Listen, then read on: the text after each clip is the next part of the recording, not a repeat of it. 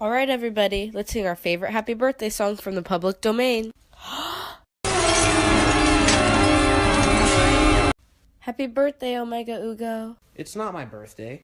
She obviously wasn't talking about you. I believe she's referring to the channel. Channel? What channel? OmegaUgo, the sad excuse for an artist. Oh yeah, today's July 24th. Wow, you figured that out all by yourself? Anyway, to celebrate the occasion, I've put together a party. There will be lights, camera, action. Kidding, it's gonna be really lame. But it's all to celebrate your 36 months of content creation. Ooh, a shindig. Aw, thanks. Wait, why would you want to celebrate 3 years of Ugondle going, "Hey guys, it's me, Ugo, and today I'll be playing Minecraft"? Nobody wants to celebrate that. I think it'll be fun, and after all, you and I play many special parts in the history of the channel. Do I need to remind you of your own channel that ended a while ago? We don't talk about that. I guess it'd be kind of cool to know about the history of the channel. I know I didn't play a role in it like you or Hannah, but I guess I'd still like to hear what I missed out on. Whoa, wait.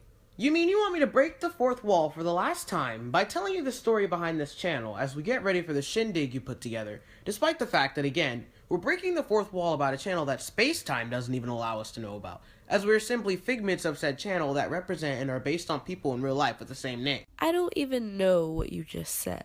Ugana, Bryn's too stupid to understand any of that. Just get on with it. We don't have all day. Okay. Our story begins on July 24th, 2014. The channel is made under the name Stormo. Don't ask me why I chose that name, because I honestly don't remember. See, the channel wasn't made to play Minecraft or make animations. Before I even ventured to YouTube, the channel was made so I could live stream this 30-minute long Go Animate thing I made. But we don't talk about those days anymore. That's disgusting. So I had wanted to broadcast this 30-minute movie I had made, and no, you can't still find this stuff online. I hope. So it was going to be like a premiere party. The movie I remember came out in September, so in the months that I would be waiting to throw the online party, I started uploading videos I recorded of me playing different Wii games. So after the party for the project, I started to use my YouTube more often, and then I began to upload more cringeworthy videos, and soon, the next school year had started. Shortly after, me, Gabe, and another one of our friends brought all of our channels together and made one big new cringe channel that we all called The Woogies. Well, first of all, everything that you've made so far is pretty embarrassing. In that group channel, none of us ever touched that. All we did was play Mario Kart once, and rarely did we make a video with all three of us in it ever again. And with that said, that ends 2014. That was a fantastic story, Gunna. I totally didn't sleep through the entire thing. He still has like 2 more years to cover. Can you hurry? I'm already bored, and that was only 4 months. Start with early 2015, when you wanted a bunch of us to make that flip note thing. Oh yeah, I remember Casual. Please don't be specific about it. I already want to jump off a bridge. Okay, so in like February of 2015, I began to make my first animated video, and while that was being planned, the first Ugo was made. See, around this time, I wanted to truly get into animation, and I had an entire show planned out called Casual, but the show itself isn't a casual show, which was the point. However, I didn't have the experience at the time or equipment to make a smooth animated show like I wanted, so I decided to make a mini-series to get to know all of the characters, and the first episode introduced us to the very first Ugo that was ever made, named Leo. Eventually, after realizing that the school year would soon end, and me being completely lazy, I trashed the entire idea. That brings us to the following summer, where I played a lot of Pokemon, so the Pokemon chestpin eventually became my logo. I also began to get more of a following. And with this slightly larger following, I encountered something odd, something foul, something truly disgusting when I googled my channel. It was so horrific, I couldn't even... Somebody with a channel named Gretchen Spencer stole all your videos and uploaded to their channel. Whoop-de-doo. It was horrible! I immediately contacted YouTube to destroy the foul beast that stole my cringeworthy content. Pull yourself together. You hardly even raised your voice over it. Yeah, I really wasn't. I mean, it happens to everybody. I wasn't rampaging or flipping over tables. I just flagged the channel and it was gone in a few days. Over dramatic. Wow! I was on the edge of my seat. Totally. As exciting as that was, is it time yet, Bren? Ugh, I wish. But don't you want to hear the story? I've lived it. If anything, I am the story. Hannah, if you want to get ready for the party, you can. No! I want to hear all the parts about me! So, let's move on. After Gretchen Spencer, what happened? Well, that would bring us to my first anniversary. It was an online Mario Kart tournament. I had to use my house phone and set it next to my crappy mic so people could hear Gabe and another one of our friends. And then Hannah was in a hangout call on my computer. It went well. The only problem was that nobody showed up. Well, you can't really call 2 subscribers much of an audience. Anywho, fast forward to the next school year where I met Brynbo, and a few weeks later I hit 100 subs. I told Bryn that I needed a way to celebrate the milestone, and she brought up the idea to play Pop Tropica. She told me it was becoming more popular, so I went with it. I had a live stream of me playing the game, and she was in a hangout call to help me.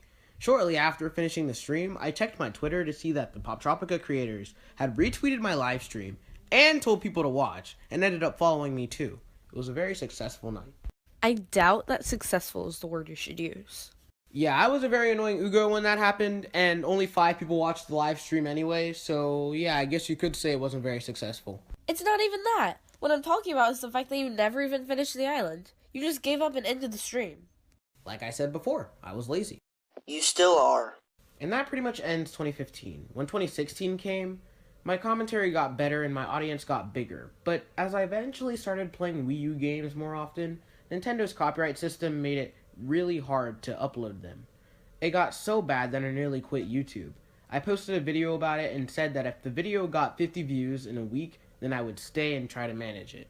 You got like 50 in one night, right? Considering Ugondle's amount of active viewers, it was a little questionable, but he's still no PewDiePie.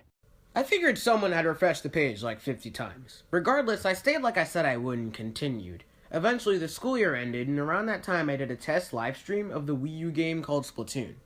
The stream had like 10 people watching me, and I was impressed to see 10 random names that never watched me before. Now that I was becoming less annoying and cringy, looking back on stuff from 2014 and leaving it up for anybody to watch was kind of disgusting. So I thought about it, and Gabe brought up the idea to start fresh and only do videos on that game only. Sometime towards the end of June, Obunga took down all his videos and he changed his name.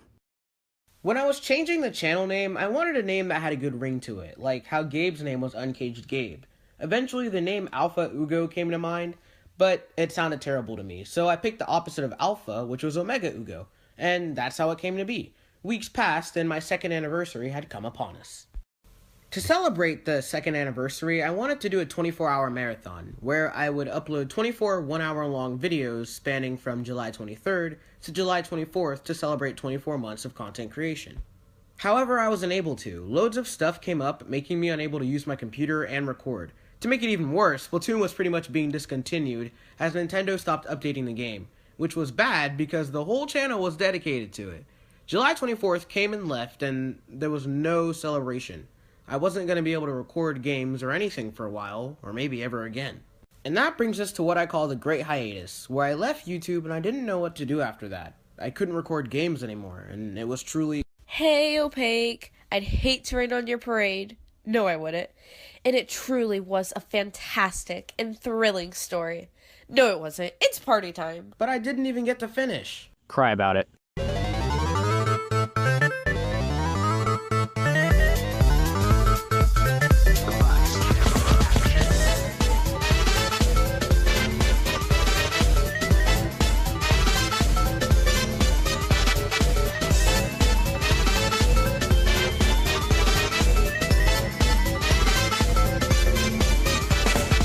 Wow, Bryn, you really outdone yourself. Oh my god, there's food? Can you gonna afford anything more than a white background? Bryn, I had no idea you could put such a thing together. Duh. I do birthdays, graduations, weddings, YouTube anniversaries, funerals. Maybe you could throw a party when it's actually my birthday. I don't think so. This was free. Next time, it'll cost you. Well, regardless, you still did an amazing job. I mean, just look at how many people came. Yeah, money does wonderful things. Which gives me the perfect chance. For what exactly?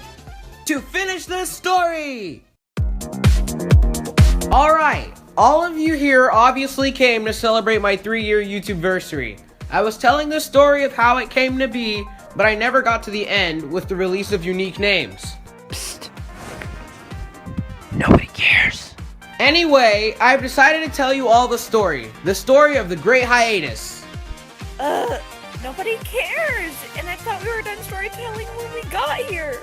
Oh, shut up. It's clear he's not going to. After the failed anniversary and the fact that I had to give up the idea for a gaming channel, I began to try and figure out how I would reboot my channel again.